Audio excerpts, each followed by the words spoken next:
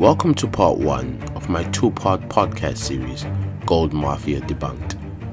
In this series of podcasts, I'm going to provide listeners with an in-depth insight into how the gold industry actually works in Africa, particularly Zimbabwe, which is really the target of the Al Jazeera documentary, The Gold Mafia. It's important to note that I am in no way condoning any form of criminal activity. My intention is to simply provide an unbiased view of the situation on the ground in Zimbabwe. Let's get straight to it. In the 4-part Gold Mafia documentary series, Al Jazeera's investigative unit infiltrates the supposed rival gangs that control Africa's gold. Undercover reporters witness how supposed criminal networks turn dirty cash into gold, which is then sold around the world. The investigation supposedly leads to the highest offices of state in southern Africa, specifically Zimbabwe. Okay, that's a lot to take in. Let's break this down. I think it's important for us to start by understanding how gold is legally mined and exported out of Africa. Traditionally, gold ore deposits in Africa are mined by large multinational companies. The objective is to produce semi-pure bars of gold called d'or bars.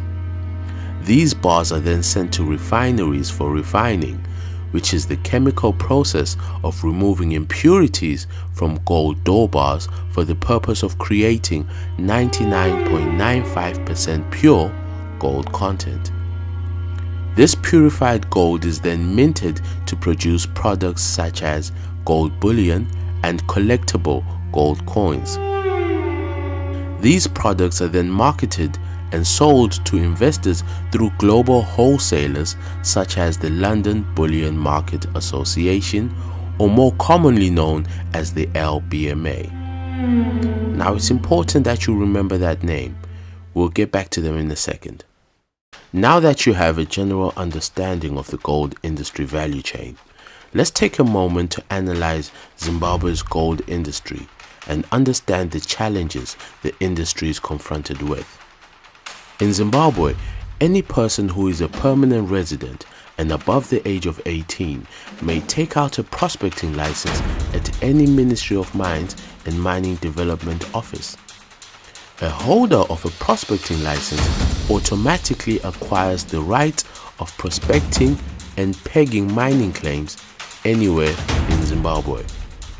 It's important to note that the Zimbabwean government under the late Robert Mugabe liberalized the mining industry so as to make it more accessible to indigenous Zimbabweans as a means of rapid economic empowerment. As a result, there's a large number of registered mines, mining companies, and artisan miners actively participating in the Zimbabwe gold industry. Undoubtedly, like any other industry, there will be rogue elements. However, a large majority of the participants involved in the gold industry in Zimbabwe are operating legally. Let's be clear, Zimbabwe has no issues extracting gold from the earth. If anything, Zimbabweans have done an excellent job considering the economic climate in which they are operating under. In recent years, Zimbabweans have seen gold production increase steadily year by year, and gold is by far Zimbabwe's biggest foreign currency earner, ahead of tobacco. Now this is where it gets complicated.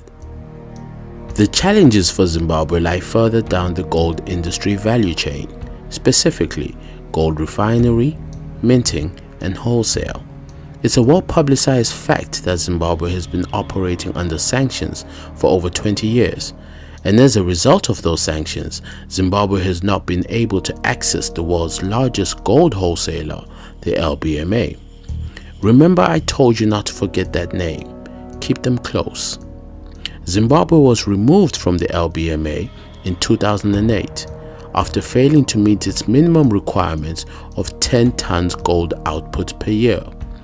However, Zimbabwe has long since renewed its gold mining output and consistently met this target for the last 10 years running.